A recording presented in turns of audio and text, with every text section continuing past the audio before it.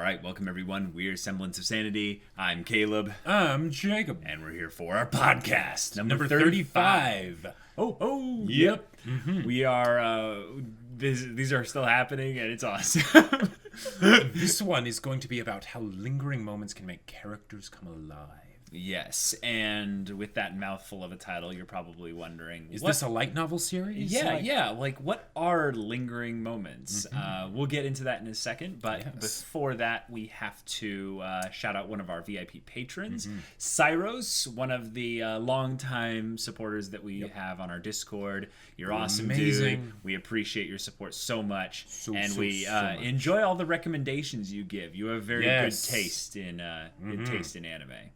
All right. So lingering moments, what are they? Well, on the one hand, they're those moments where the characters stare at the sunset for 20 seconds. Right. Yep. But it's specifically a thing that happens in visual storytelling mediums, Jake. Right. Yeah, and that, or at least that's where it's easiest to notice. You can do it anywhere, but usually when people do lingering moments, they involve some kind of visual storytelling with it. Right. So if the staring at the sunsets, the showing the mundane tasks that the characters do, or the little changes in the facial expressions. They'll get that close up and someone being sad, then deciding to smile. Working through it. It's also a lingering moment in the storytelling format itself, where we decide to linger literally in a scene or a setting to make sure that some sort of layered, emotional, kind of complex thing that's going on either with a character or with the story as a whole gets delivered to the audience. Right. Because in a visual storytelling medium, there's a lot of things getting bombarded at you to where you're not necessarily able to process fully what's going on unless you get a few extra seconds to deal with it. So oftentimes these lingering moments happen in scenes where there's been some dialogue or some kind of big plot change that we need to kind of sit back for a minute or two and kind of go over what's going on. It's a way to kind of underline things, since, if you take a book, you can stop and pause and think about how awesome this part in a book is all you want. With, say, movies or anime or things like that, you're watching it at the pace that you're watching it, right? You can't slow down. So they'll put these things in here to say, hey, this is really important, right? This stuff here, this is the good stuff. This is what this story's all about. Those kinds of things. It's generally where the themes of the story are brought to light in a really powerful way. And why we love them so much in particular is that the general storytelling format that we get a lot of kind of complex layers from is the visual medium. We do enjoy reading books a lot. Yes. But often in those, a lot of it is kind of up to interpretation a lot of times. In the visual medium, there's oftentimes a lot of moments where they're trying to directly influence you to feel, to think, and to kind of perceive a certain set of things. Right. And for me, a lot of the times when I'm going through stories, and especially if I feel like it's going through things too quickly, is I'll get this feeling of okay, I think I'm supposed to feel this here, or something like that. Right. But I won't really be sure, or I won't really have the time to fully feel that feeling. Right. You won't be able to embrace it. I won't be able to embrace it. I won't be able to really admire it and appreciate it. Because then we'll be off to the next thing. Yeah. And that can be very fun. That can be zany and awesome. But when I think about my favorite stories, it's the ones where they know how to have those parts where it's just, they take a breather and they just say, because they know you'll be able to appreciate this amazing thing that they just did here. Exactly. So they give you the time to do it.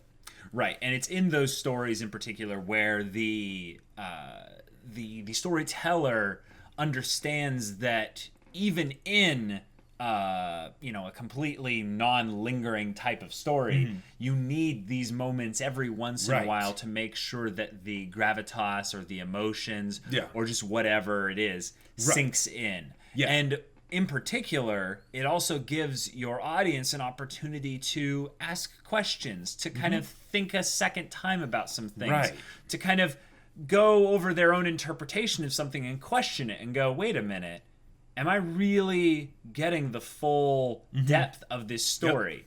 oftentimes in a mile-a-minute thriller, you don't have the time to think about that because you're just trying to perceive what's happening in front of you. And that can actually be where the lingering moments sometimes have the best effect. Yes. Because it's going a mile a minute and then suddenly it slows down. You're like, wait, whoa, this is something really important. Right. When you realize that we're in a lingering moment in the story, you realize that the creator of the story is trying to communicate something and is wanting to give you, is trying to essentially be patient with you as the viewer and say like, hey, we get that some of the things are not going to make it all the way through. But in this one in particular, we want to make sure it makes its way to you. So we're going to give you the benefit of the doubt and just kind of, no, actually in the opposite, we're not really going to give you the benefit of the doubt. We're going to make sure that you get this bit at least. That there's something, that it's not just the surface value that you might get if you were just watching through it and they didn't linger on something. Like, well, that's Sunset Orange, those people are having a really sad thing going on. You ask questions of why, you ask questions of wait, like, what does this mean in the broader context of the story? And we're going to talk about some examples of that. Before we get into that, though, one of the things I want to say, so you know how we harp on exposition a lot? Like how exposition can be done badly a lot of times? I would say that, and I've thought about this a lot, because this is something that's been stewing in my mind for a long time. This is kind of the opposite of exposition. In a lot of ways it is, yeah. Because with exposition, and granted, exposition can be done very well, right? It's something that needs to be in stories, in some form or other, in some amount or other. But exposition is where you're telling the audience, this is what's going on, this is what you should think, this is what you should feel, whatever, right? And a lot of times this whole ideology will be distilled down to show, don't tell. But I've heard that so many times it started to lose meaning. But with these lingering moments, you're, like you were saying, you're causing the audience to ask questions. To say, I'm not going to tell you. And there can be good lingering moments and bad lingering moments, because some lingering moments it's just like, what's going on? This just seems like they're wasting my time. But then other times they'll use this because they'll be guiding you. They'll say, there's some conclusion I want them to come to. I'm going to lead them there, but I'm not actually going to tell them. I'm going to make them ask the question, and then as they're thinking about it during the lingering moment, they'll come to some answer, and if I play my cards right, it's the answer that I want them to come to. Right, and even if they end up with a whole lot of questions and no answers, the fact that they ask the questions is the kind of thing that makes rewatching a story or a show very important. That's why we in particular judge a lot of the value of a show or whatever, an anime, to us a lot of times based on its rewatch value. And that's really interesting because there's only a few shows that I think that I have on my upper tier list that don't have lingering moments out the wazoo, because that kind of adds to the rewatchability factor. And when we go into these examples, a lot of the times you might think oh, that's why I loved this movie or this story so much, because you won't necessarily realize in the moment that this is the impact that these lingering moments are having. But then at the end you're like, wow, that was great. So yeah, I'll go first. Do you want to just go in alphabetical order? Sure. Okay. So the first one here is kind of the crowning champion of lingering moments in the shows we're currently reacting to, and that's Ancient Magus Bride. Ancient Magus Bride in particular does we're going to hold this frame until you get exactly what's going on here, because oftentimes you're tricked into thinking, this is just about the visuals, but then you realize, wait, in the context of what scene came before this, and whoa, what scene is coming up now? We're trying to get at an emotional aspect of Chise's character with regards to her coming into her own, with her discovering her own sense of agency, with experiencing freedom. There's a whole lot of scenes we could go into in depth in Ancient Magus Bride, but they also do the lingering story moments, particular to advance the themes of Ancient Magus Bride, which in a lot of ways go into a bazillion different directions. Ancient Magus Bride is riddled with themes, almost in a way that's a bit overcomplicated. And this is a thing where I'm going to take a minute to say that Ancient Magus Bride does the lingering moments part right on both avenues, but oftentimes the aspect of lingering moments that you don't really want to get into is providing a ton of lingering moments without making the context somewhat obvious. And Ancient Magus Bride, I think this is where it's both a positive and a negative. Is it assumes you understand the context because it's a pretty mature show. If you don't understand the context, though, it's not going to hold your hand and say like, all the way across. And I think that for me, that's a thing that was both a positive and a negative, because I was like, wait. You do get the context, it's awesome, and then when you don't, you're like, wait a minute. And then sometimes when they would have lingering moments, they would jar you out with some chibi humor, which sometimes was great, and sometimes not as much. But in particular with Ancient Magus Bride, take the moments where they're in the spirit world with Nevin. Yeah, anytime with Nevin. Well, anytime with Nevin in particular, but also particularly the moments where it's just two characters. We're in a scene, and actually you'll notice why it's a lingering moment, because generally the environment isn't important. This is a lingering story moment, mind you. Now, we can go into maybe like Lyndall's singing, and how it's something where Chise is accepting just peace and just letting it wash over her. She's letting herself basically forget where she is and just kind of absorb it. Right. It's something that's being given to us as well, in that it's a very powerful lingering moment, because then you could also just focus on the singing, which is fantastic, or you could just focus on the visuals, which are fantastic, or you could take all of those in context with what Chise is experiencing, and then what this whole experience leads her to do, and when she talks to Elias through the water. So that's an example of that. But in particular with Nevin in the spirit world, in the branches, trees kind of environment. There's multiple moments where the themes of Ancient Magus Bride come out really strongly, because Nevin is speaking not just as his own character. Right. He's kind of speaking in a little bit of a meta way, and communicating something beyond just what's, immediately there. And you kind of want to weigh in on this part in particular? Because I know you have something interesting to say about it. One of the things that I also thought was really cool, because, Nevin, like, anytime he's on screen, right, they do a really good job of making it so you're just like, yes, Nevin, something awesome and amazing is going to happen. But if you notice, Nevin, he talks very slowly. Yeah. Now, he's an ancient dragon and stuff, so it totally makes sense, right? Right. But that helps draw attention to what he's saying, because anytime he speaks, like, his words are, like... Profound. Yeah.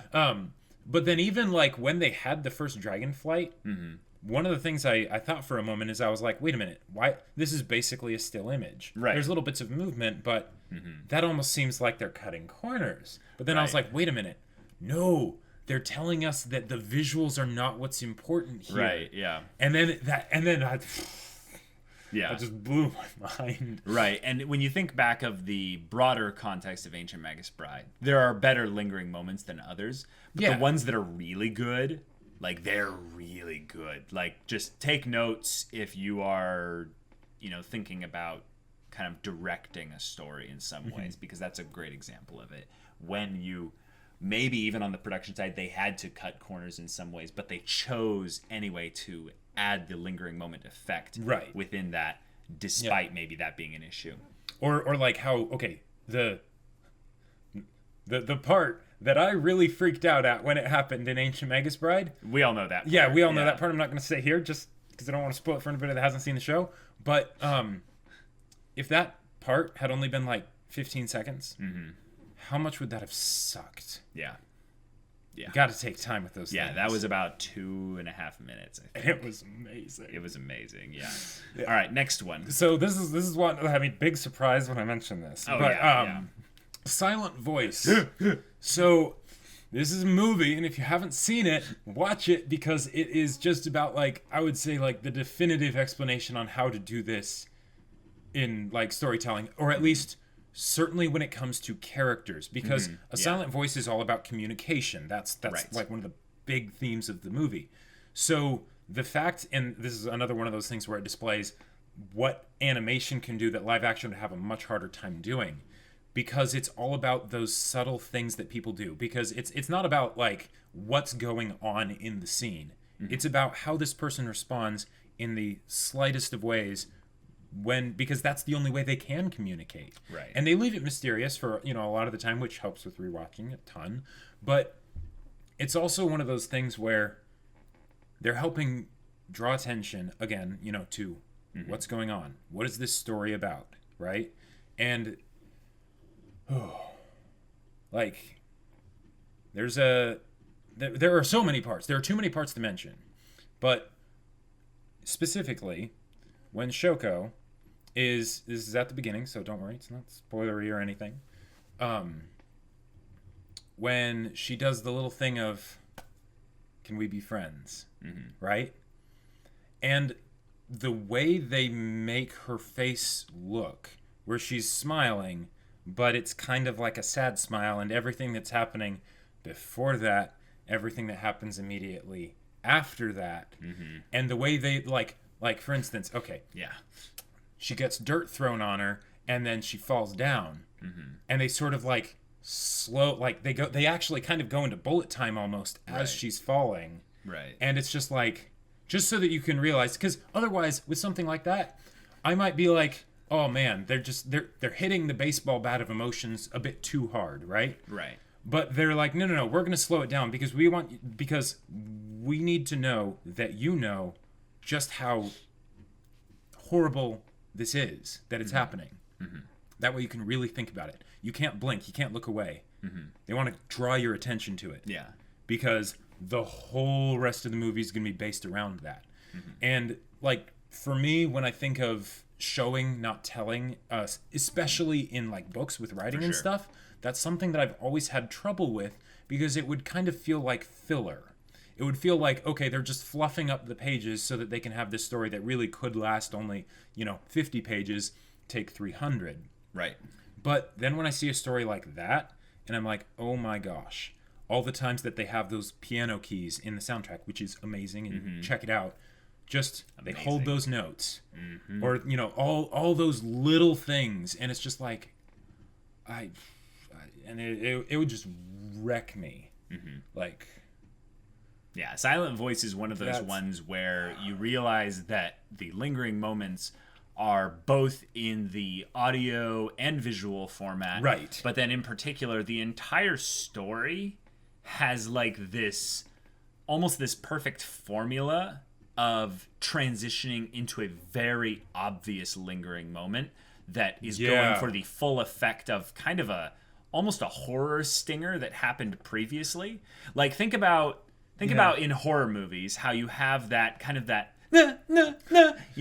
that moment where they're basically like, wake up, something crazy is happening. In this, they basically have that where everything either stops with the audio and there's no audio, you can't hear anything, and now suddenly it's kind of a stinger because you're like, there's this almost this absence of sound thing that feels kind of terrifying, but then they linger on that with the visuals for a very long time in a very powerful way, thematically. But then they'll also do it sometimes where they'll have sudden like burst of sound, and you'll have then the emotions of the character involved with that basically like focused from multiple angles, and in particular the main guy character in it, what was his name?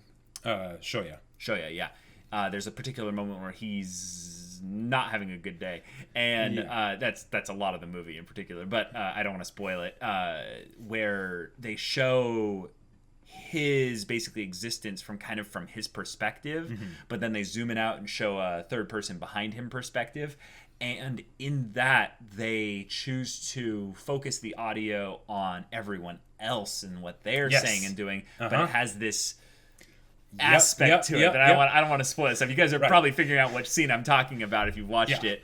But as he kind of moves through this crowd and stuff, you're realizing that they're communicating multiple aspects of not just what he's feeling, but what he's thinking about himself based upon the context of the story so far. And it's like they do that multiple times, like that kind of formula thing, to where you're like, whoa, like this is a masterpiece. So one of the other parts in that movie that I would say is one of the ones that hits me the hardest is there's a character and they show them smile.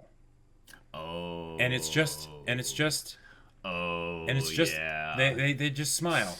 And that's like watch this movie if you haven't. And they just let it that's the only thing in the shot, right? Right. It's just the character, and they smile, Yep. and that's it. And it's good. The way that fits into the whole rest of the story, and the way they just let it sit there. Yep. They don't cut somewhere else real quick. Yep. It's good. It's good. It's good. All right, next one. Yeah. Oh, okay. So, pretty much any Studio Ghibli movie out there. So one of the things that all right. So Studio Ghibli movies are amazing, right? But one of the things I've often thought is they really seem to get a lot more appreciation than I would expect, given okay, it's Howl's Moving Castle, Spirited Away, Princess Mononoke, My Neighbor Totoro, all these great movies, but then people would praise them as some of the best movies ever, and I'd be like, why? And I think Totoro is probably the best example of this because the beginning of the movie is actually pretty boring. If you think about it, there's no thrills to it. Yeah, conflict-wise. Yeah. There's almost no conflict, right? Right. It's just showing people do things. Right. Right? And it's all the mundane things. And I think that's where Ghibli really shines.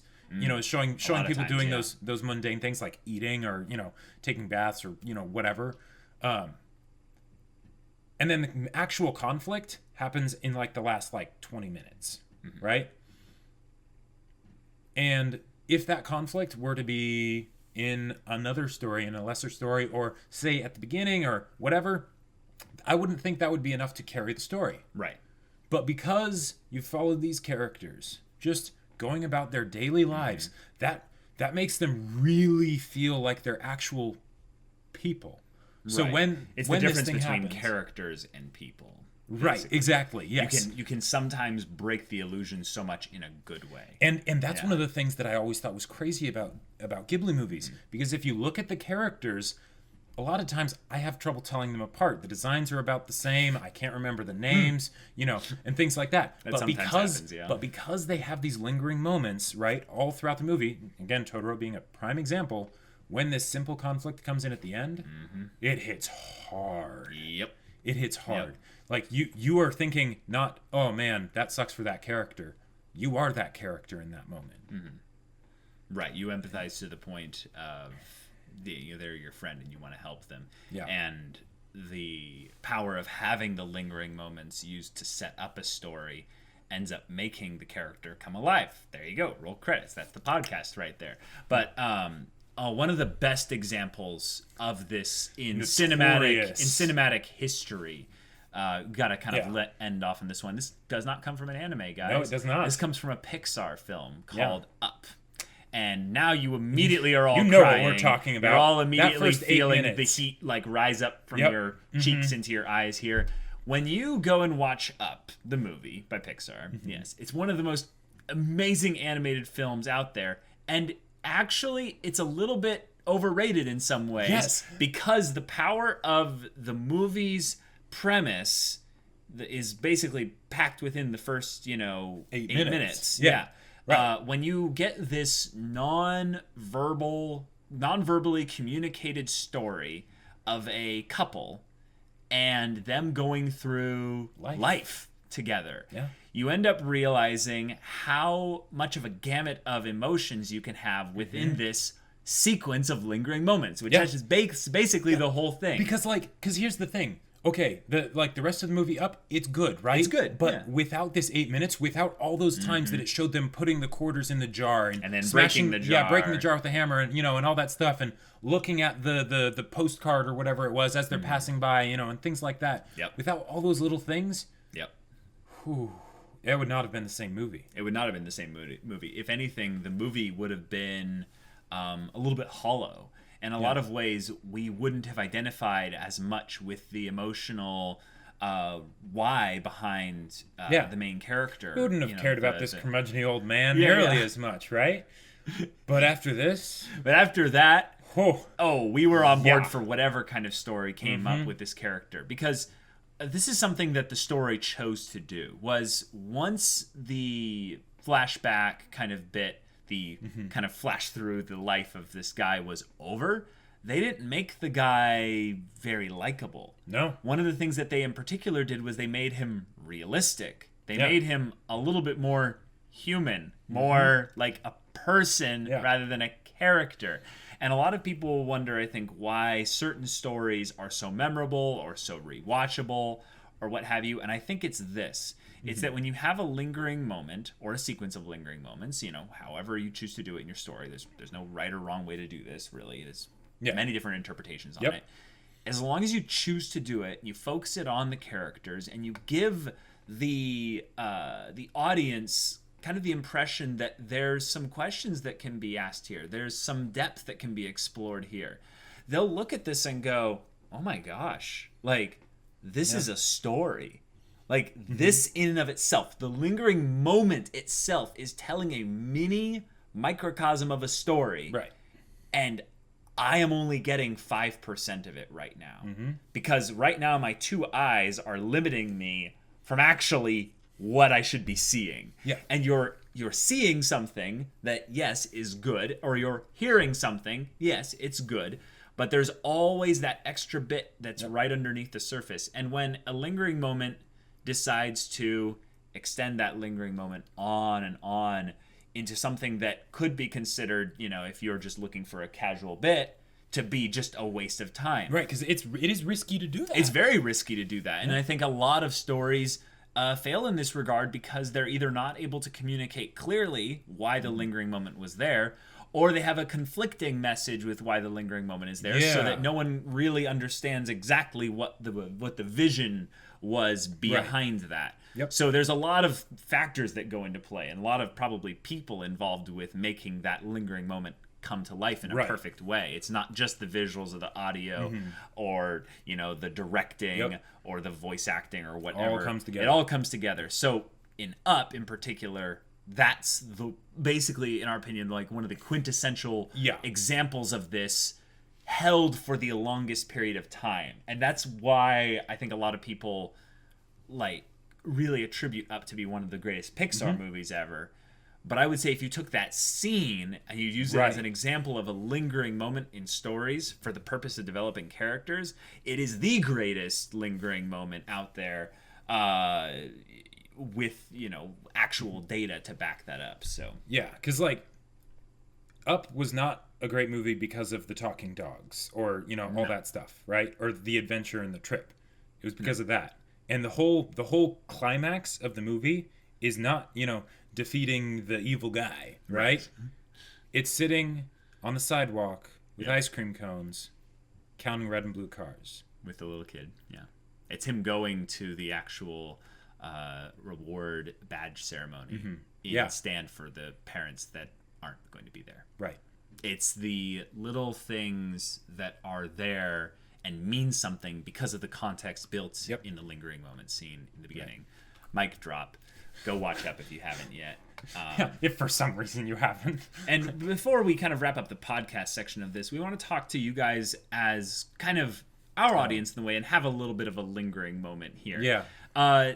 We don't really get lingering moments in stories that often. We don't. Like, if you think about the stories that we get that we really enjoy and we have a lot of value associated with them. Like right now, let's take the series we're reacting to right now. We're really enjoying My Hero Academia. We're really enjoying JoJo's Bizarre Adventure and Haikyuu and all the others and stuff. You can do a lot of good things with the fast clip pace.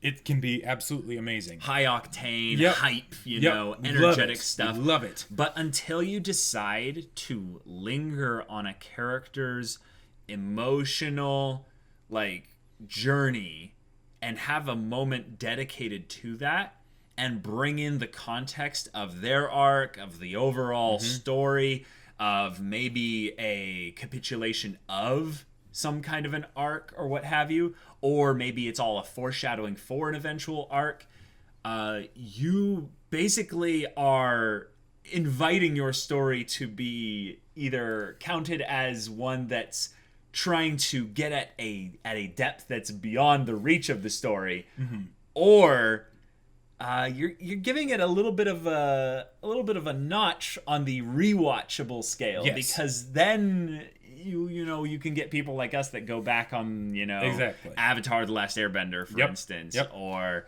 Like, what are other rewatchable shows out there where we're just like... There's a ton of them. Firefly. Yeah. There's a whole bunch of them out there in particular. And, because, like, okay, if you look at, like, a lot of the movies that are coming out nowadays, right? Especially for, like, Disney movies and stuff. A lot of them do that quick banter, right? Right. Because they saw Joss Whedon do it in Avengers. It was amazing, right? They're like, we have to keep doing that. That's okay. It was good, yeah.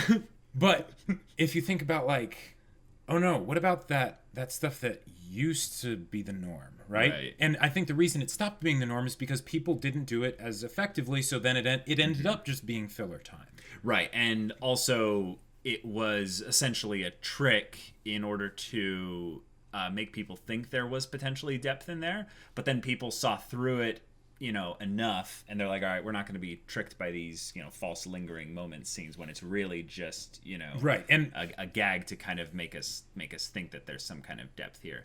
I've seen a couple times where the lingering moments are used to try and give depth to a character, and there's no context either brought into it. Right. You need to have that little seed thrown in there too. Exactly. Or the character as a whole isn't even written to have the depth, so it's used as a stand-in for actual depth. Like if you had a character like, I would just take a character in MHA, so someone simple like, hey, it's just the main character like Deku. They have a bunch of lingering moments with Deku where he thinks back to something in particular that meant a lot to him, and he'll like clench his fist. And you'll notice that when he's clenching his fist, if it's post, certain point in the story, there's a certain scar there. If it's before that, there's not a certain scar there. So different lingering moments have different meanings to it. And then depending on what scenes they had prior to this or, after this, that flashback could be like, oh, that was a nice little bit. Or it's like one of the greatest moments in MHA. And here's the thing. And the reason that those lingering moments can be so good, even when they might not throw anything in there in that moment, as far as what we could tell, and in another story, we would just think of that as being like them padding for time because they don't want to catch up to the manga or something like that. Sure. Because of those lingering moments we had prior, there don't need to be many. But when you can hit just a few and get them really, really good, that can completely change someone's opinion about an entire story. Yeah, so whenever you guys are out there creating stuff, just think about this. Yeah. Just leave this, kind of keep this in the back of your mind, linger on it, if you will, and see if something comes from it. I know you can do this in books. It is a lot harder to. Yeah. So if you ever have like any specific questions on like how to do it in books or something like that, or if you have an example, actually share them in the comments here, because I'm curious about that, because I think Jacob and I both as writers know that would be an area that we would have no idea of how to handle in an adept way. Like, that's what I've been specifically trying to work on that for a while now. But maybe we can figure out some way to translate that from the visual medium to the written medium. All right, well guys, this was awesome. Thank you so much for watching this part. We're gonna get into our Q&A now. First question is coming from Little Duck, of course. Your questions are amazing. We love your questions. Hey, just before we get into this, though, if you find that your questions aren't being added to here, just repeat them. Or maybe shift up the style of questions a little bit. We can't bring in every single person's questions, unfortunately. And this is because so many of you are now actually asking us questions. So in order to keep this in a timely manner. And any questions of like, have you seen this or will you react to this? They just won't get. We will see them, but we will not answer them in the questions section. Because we got more story related questions on here. So Little Duck's question is, what's some advice you guys have for overcoming fear in general? Whoa, that's such a good question. Do you want to go first? Do you want me to go first? Okay. I'll say this. Okay. One of my favorite lines from the Song of Ice and Fire series is from Sirio Farrell to Arya, and it's fear cuts deeper than swords. So the idea that the actual thing that you're afraid of is not actually as bad as the fear. There's nothing to fear but fear itself. So fear exists where there's inaction, and I know fear also causes inaction. So there's that, but if you can just take a little bit of action, that'll help the fear go away. I was going to say something along those lines as well, but it's basically just baby steps. And one of the things that a lot of people will focus with overcoming fear is the act of overcoming it entirely.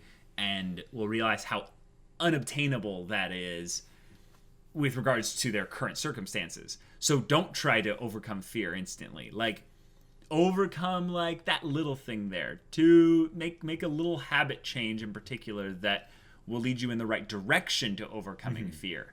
Also, in particular, I think one of the most common ways that just like the philosophers and basically anyone out there with any kind of like, you know, PhD, you know, high level knowledge in this area will tell you is that there are positive forces that counteract fear naturally, like on the psychological and in the brain level. And one of them is love. So if you feel like you're in a place where you're needing to be loved, and when I say loved, I'm meaning like the, you know, like actual love, which is, I know it's hard to find and stuff like that, but focus on that and get some, basically refill your tank with those people that really love you. So this can also be for things too. If you're afraid of doing something, one of the biggest motivators that can help you overcome that fear is because you love this thing that you want to do, even though you're scared of doing it, kind of a thing. Sure. A lot of the times, I heard that, I heard this somewhere. It was really good. It was that fear is a compass. There's a reason that you are afraid. Right. You know, there's survival fear, and then there's irrational fear. Right. And when you have that irrational fear, because it's pretty hard, it's pretty easy to tell, you know, when it is. That means that's exactly where you need to go. That can provide clarity, if anything.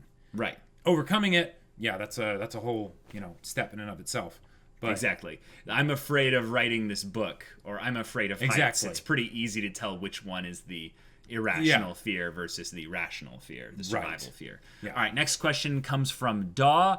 How do I know if my story is too ambitious? I would say read it out loud. One of the things that's very rare, I'm just guessing here, but from the few people that I've interacted with that create stories and stuff, is not many of them read their stories out loud. And I think that's a disservice just to yourself as a creator, but also like if you're doing like sci-fi, for instance, or fantasy, one of the things that's very interesting that I've heard a lot, and this is a case also in anime, is you'll see these massive lines of dialogue where they just talk about like really big things all of a sudden, or suddenly there's this massive amount of world building. But if you're reading it and you find yourself losing excitement as you're actually reading it, like you actually are like, all right, now we get into this. Like even in the slightest bit, your story might be too ambitious in the negative sense. One thing I would say is that, okay, so I'm guessing that this is your first story, or at least the first, like, this is the story that you want to, you know, get out there to the public or whatever, get it completed or something. Start actually really, really small. Start really small. Because you want to develop that habit of basically completing the things that you start, right? Yes, that's huge. Super helpful. Huge. But also, on the topic of what we've been talking about, lingering moments, a lot of times less is more. Yep. You know, you can have why is it that we can have those like stories that we think about, you know, that are like the 5-sentence stories or something like that, and they'll be like, oh my gosh, that is one of the craziest stories ever. But then, you know, we won't be able to, we'll overcomplicate things, basically. So keep it simple. For sure. What is the best fictional pet? Also from Da. Direwolf. Yeah, I don't know. Appa, Avatar: The Last Airbender. Raksha Krosha. Now that you've learned a lot more about Nen and its categories, what would be your Hatsu in this world for day-to-day stuff, and what would be your Hatsus in the Hunter world for combat-centered stuff? Well, we know what our specializations would be. But in terms of like what would the techniques that we have, Jacob ended up with manipulator, and I ended up with specialist. I think mine would be some kind of seeing the future kind of thing, and that's the gist of it. Okay. I didn't really think too much about it, but that kind of goes for both day to day and yeah, it works in both really. Since I'm a manipulator, for day to day stuff, I want to make things. So something that helps me make things. Specifically, I want to make like stories and stuff. So either something that helps me make the story, or helps me be able to basically present it. So being able to just make music from my mind or something. Sure. I don't know. Lex, the graceful rival, asks...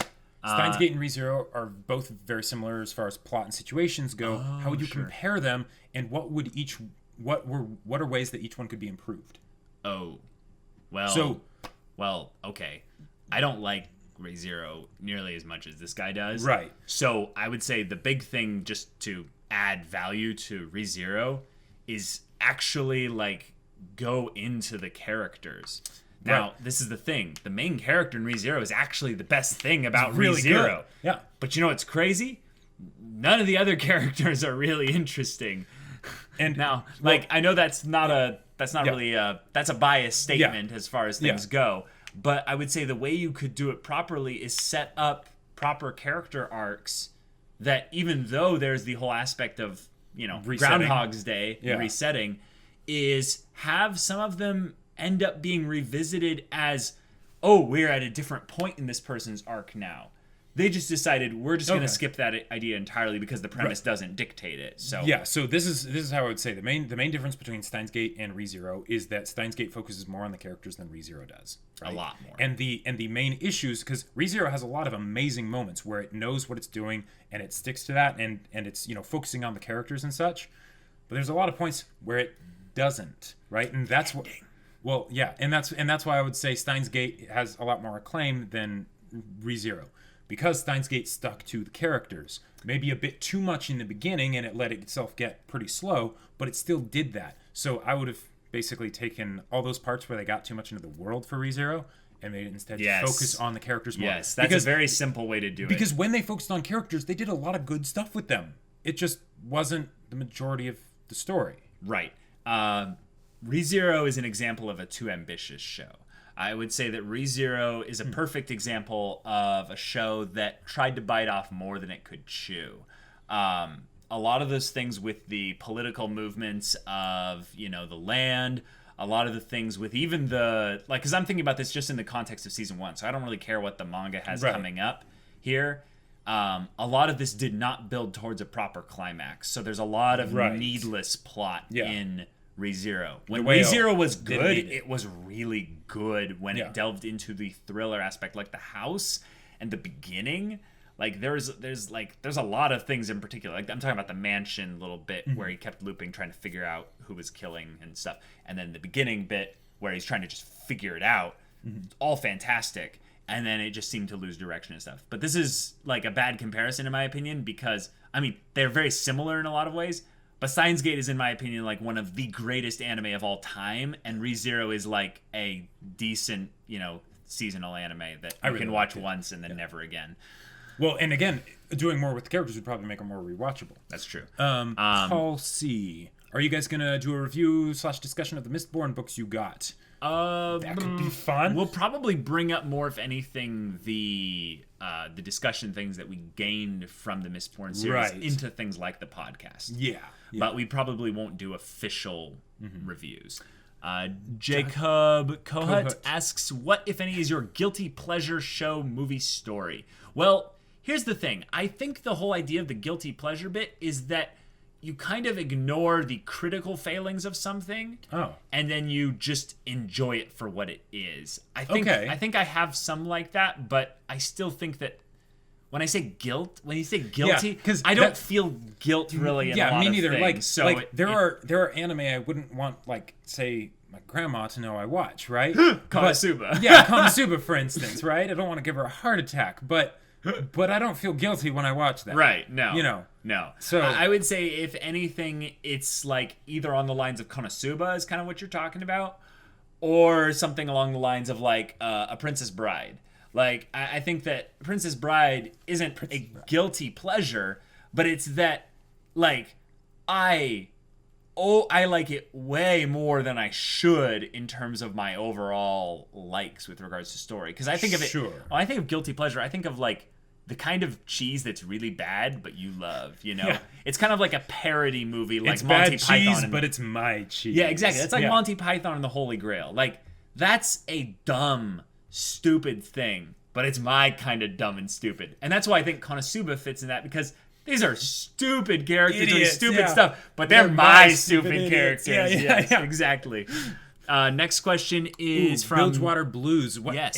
What one anime would you guys recommend to a parent who's never seen an anime or believes the anime are childish? An anime that they would be able to take seriously. Well, actually, we did that. We started them off on Avatar: The Last Airbender, and then we slowly got them into anime with things like Wolf Children. Yeah, like Wolf Children is a very like anime thing. The whole idea of furries, right? And then yet it is a parent story. Exactly. So depending on your parents, there's lots of different things that'll different things for different people, right? Avatar: The Last Airbender is a great one to start. I would also say A Silent Voice, because that will force them to take it seriously, and there's no supernatural elements. I'd say go for a movie, because the commitment is lower. It'll get them more used to the medium. And this is my thing that I think that most parents actually would probably really love anime. The medium is just that which is weird to them. Yeah. So they see the big eyes and they see the kind of the quirky anime kind of things that we all understand and we're used to it. We're used to it. Yeah. But if they see a movie, there's all this like glorious wonder in the production value. Yeah, the production value is way higher. Way higher in a movie. So that doesn't hurt. So if anything, they become attracted to the medium and they go, I want to see more of those Ghibli films you were showing me. Sure. I want to see another drama thing like A Silent Voice or Your Name or all kinds of other stuff like that. So do that, and then bring them into something that is like an anime kind of bridge, so to speak. Brandon T, could you explain how shows are chosen for polls? Because there's so many overlooked gems recently, all easily on par with the shows you're currently watching. The gist of it is we have a lot of shows that we want to watch. Yep. And it's probably a list of like 50 to 60 shows, I would say. Right. We have debated over and over again of whether we would share that list with everyone, because some things just don't seem as interesting to us to watch as others, and a lot of the times we're completely wrong about that, like Haikyuu or things where it just completely surprises us and it's amazing. But we also kind of want to keep some control over the things that we end up watching, because we don't want to watch something that we end up just not liking. Right. Our goal is to never drop a series in reactions. Exactly. And the way we've done that is by having a select group of people that aren't, they don't even really care about our channel at all. When we have something that we do like to watch and stuff, that we're like, hey, is this good? Is this worth our time? And they go, yeah.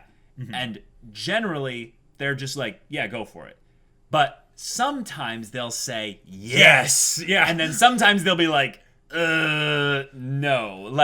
So what we don't really want to do is alienate people by saying like, well, that show that you really want us to watch, we don't think we'd like. We don't think we'd like it. So we're just going to not run the risk and just not put it on the list, because there's so many other things that come out on But keep that doesn't mean that we when there are all the comments left on the podcast, because the podcast we do actually go through the comments on. But also the mods pass along the mods also pass stuff along to us. Show recommendations. We still love hearing about that, because that keeps those things percolating in our minds to be like, oh, okay, let's keep our ear out to see if we hear more people recommending this show.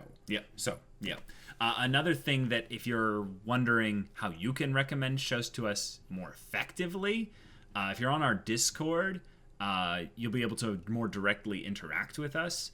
And we've had a lot of people, recommend things like March Comes In Like a Lion. Yeah, or A Place Further Than the Universe. Or and which, by the way, there is a poll now on our Patreon, so check that out. Are we ever going to get by Yuki? Are we ever going to have a podcast dedicated to Jacob's upcoming book? Well, Jacob, what would you like to say on that? Well, yes. So, okay, here's the thing. So, what's this? It's going to be released like late summer time, like towards the end of summer. So yes. So then, that'd be cool. Yeah. So be excited about that, guys. Right.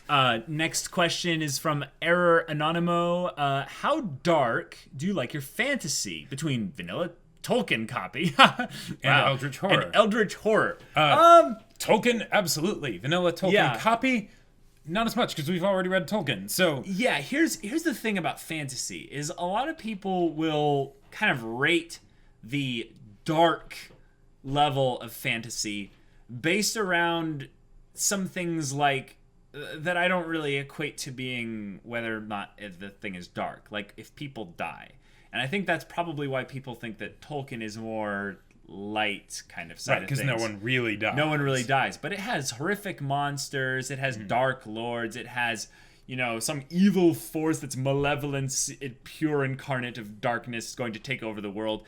I think that is more philosophical fantasy in that it's getting into the just aspects of good and evil without really much nuance to the evil or much nuance or humanity to even the protagonist, because they're paragons of virtue and goodness. Right.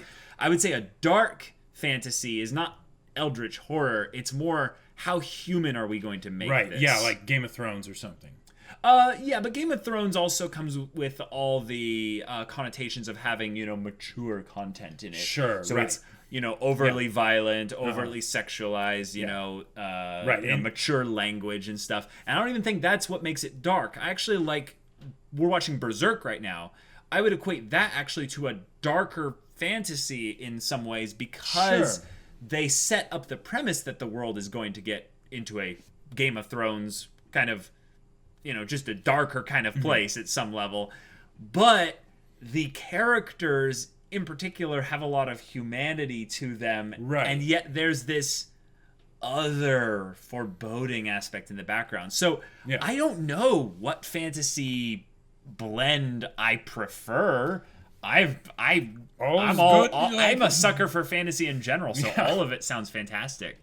Lex the Graceful Rival. How do you write an interesting main character who has a vague / unoriginal goal? Like, I want to help people, I want to stop evil, I want to have fun. So this is what I would say. Okay.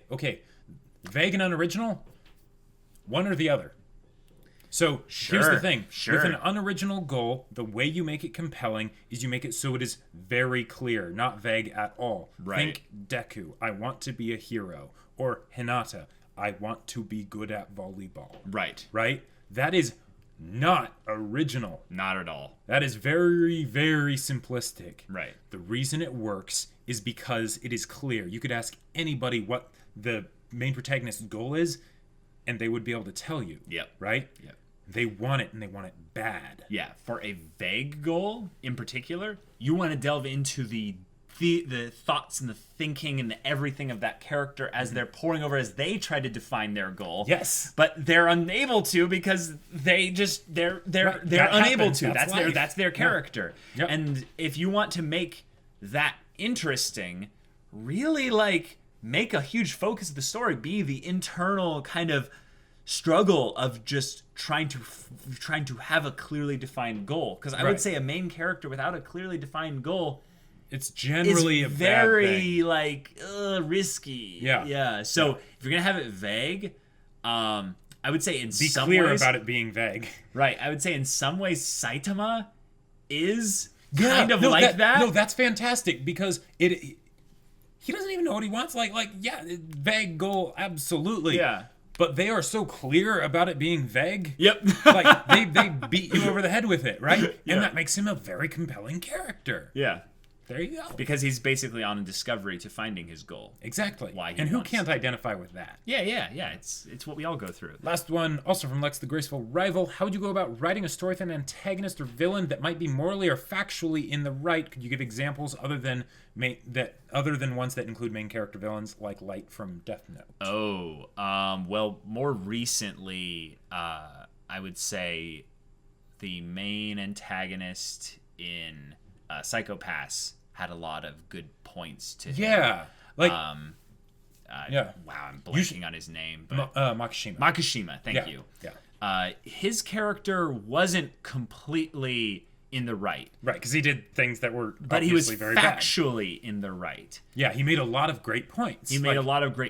I would say that if you want to write the story where the antagonist is given a lot of extra value behind their goals / message / vision, whatever, you really need to make the conflict centered around them. Now, this is a risky thing to do in stories, because I think the protagonist should be the one primarily driving the story and also reacting to it. So the way you can do this is you have a conflict point in the middle, and you make sure that the protagonist, this is just one way to do it, by the way. You have the protagonist and the antagonist be mirrors of each other, coming at the same conflict, and they both have a way of doing things, but they're both basically skewed wrong on one thing. So you basically not make it about which one is empirically right. Yeah, you basically make it so they're both empirically wrong at this one little bit. Right. Or they both have, like,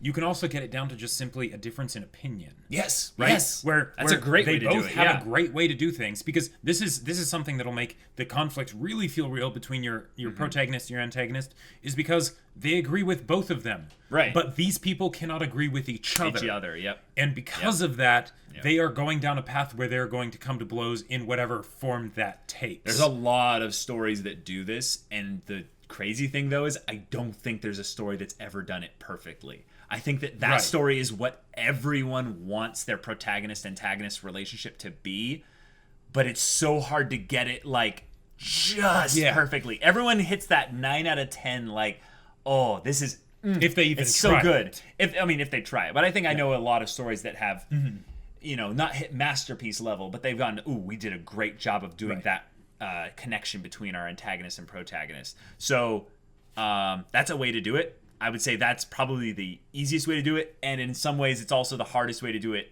really well. Right. So I say go for it that way if this is something that you're particularly writing, or if this is a theoretical situation. I would say find some way to center the conflict around the antagonist where they are the protagonist of their story. Right. That relies on you basically giving the antagonist a lot of time in order to do that properly. Probably need some lingering moments. It's gonna be tricky. Yeah, because I see what you're saying. You don't want to have there be those things that basically alienate your villain from the audience, because a lot of stories do that. And it's like, oh yeah, you're great. Oh, you just killed a dozen kittens. All right, well I don't care about you now. Yeah, right? You just invalidated everything you said before that. Yeah. So if you can make, I would just say, make it a difference of opinion between the protagonist and antagonist. Right. Then you've got something awesome on your hands. Yeah, I think one of the other things I've seen a lot of stories do this is they'll remove the idea of the protagonist from the story, and they'll just have everyone be like the singular protagonist. They'll have everyone kind of be protagonists, and they all have their own motivations and goals. Game of Thrones has kind of done this. Bacano kind of did this. Yeah. There's a bunch of stories that have that where it's just an ensemble cast and they're all doing their thing. But because you can do it with just two characters, too. Yeah, I would say that stick with two to keep it simple, and then just give that extra screen time or writing time necessary for the antagonist to have this possible. Yeah. But yeah, that was a long one, guys. It went for a while, but we're really glad you stuck around for the end here. I hope that your question got answered. If it did not, be sure to leave it in the comments of this video so that it can get answered in next week's podcast. Right. And yeah, we'll see you there. But until then, we're Semblance of Sanity. I'm Caleb. I'm Jacob. And we'll see you all next time.